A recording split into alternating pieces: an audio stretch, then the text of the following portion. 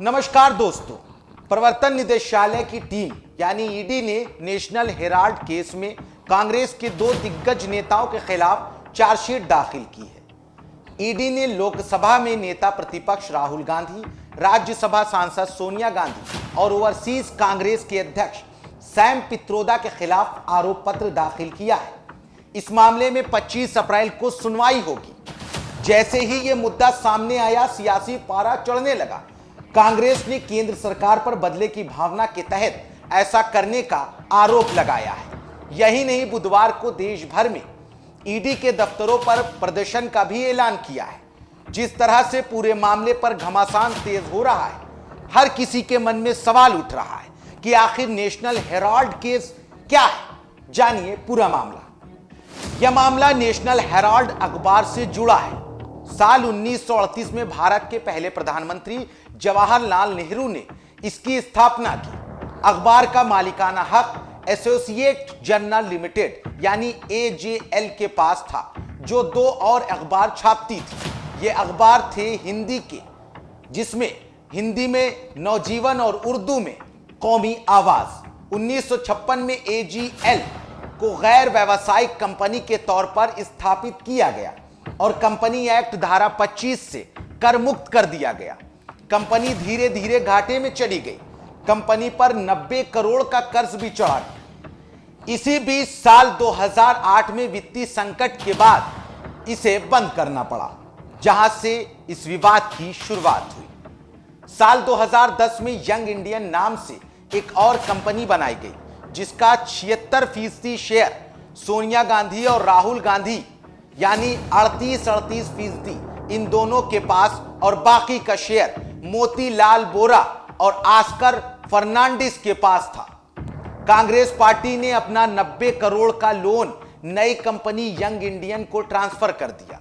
Loan चुकाने में पूरी तरह असमर्थ द एसोसिएट जर्नल ने सारा शेयर यंग इंडियन को ट्रांसफर कर दिया। इसके बदले में यंग इंडियन ने महज 50 लाख रुपए द एसोसिएट जर्नल को दिए।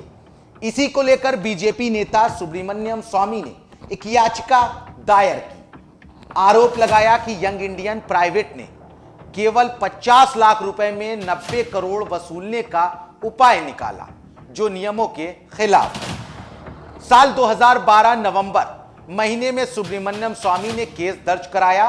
बीजेपी नेता सुब्रमण्यम स्वामी ने अपनी याचिका में कहा था कि यंग इंडियन प्राइवेट लिमिटेड ने सिर्फ 50 लाख रुपयों में 90 करोड़ रुपए वसूलने का उपाय निकाला, जो नियमों के खिलाफ है। केस दर्ज होने के बाद 2 साल बाद जून 2014 में अदालत ने सोनिया गांधी और राहुल गांधी के खिलाफ समन जारी किया। इसी साल अगस्त महीने में प्रवर्तन निदेशालय यानी ईडी ने संज्ञान लिया और मनी लॉन्ड्रिंग का केस दर्ज किया। सुब्रमण्यम स्वामी की याचिका पर केस दर्ज होने के बाद अगले साल 19 दिसंबर 2015 में कांग्रेस अध्यक्ष सोनिया गांधी और राहुल गांधी समेत अन्य आरोपियों को दिल्ली की पटियाला कोर्ट ने नियमित जमानत दी। इसके अगले साल 2016 में सुप्रीम कोर्ट ने कांग्रेस नेताओं के खिलाफ कार्रवाई रद्द करने से इनकार कर दिया। राहत की बात यह रही कि कोर्ट ने सभी आरोपियों को व्यक्तिगत पेशी से छूट प्रदान कर दी। इस फैसले के 2 साल बाद 2018 में दिल्ली हाई कोर्ट ने सोनिया और राहुल को आयकर विभाग के नोटिस के खिलाफ दायर याचिका खारिज कर दी। हाईकोर्ट के फैसले के खिलाफ कांग्रेस की ओर से सुप्रीम कोर्ट का दरवाजा खटखटाया गया।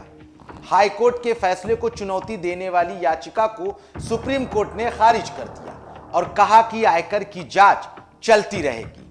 अब इसी नेशनल हेराल्ड केस में गांधी परिवार की मुश्किल और बढ़ गई है। प्रवर्तन निदेशालय ने इस मामले में लोकसभा में नेता प्रतिपक्ष राहुल गांधी, राज्यसभा सांसद सोनिया गांधी के खिलाफ चार्जशीट दाखिल कर दिया है। सूत्रों के मुताबिक दिल्ली के राउज एवेन्यू कोर्ट में मनी लॉन्ड्रिंग मामले में दायर ईडी के आरोप पत्र में Congress overseas chief Sam Pitroda के अलावा सुमन दुबे और अन्य नेताओं के नाम भी शामिल हैं। अदालत ने मामले में संज्ञान पर बहस के लिए 25 अप्रैल की तारीख तय की है। इससे पहले ईडी ने इस मामले से जुड़ी संपत्तियों पर कब्जा करने की प्रक्रिया शुरू कर दी थी। फिलहाल हमारे इस कंटेंट में इतना ही। तब तक के लिए बने रहें द लीडर हिंदी के साथ। नमस्कार।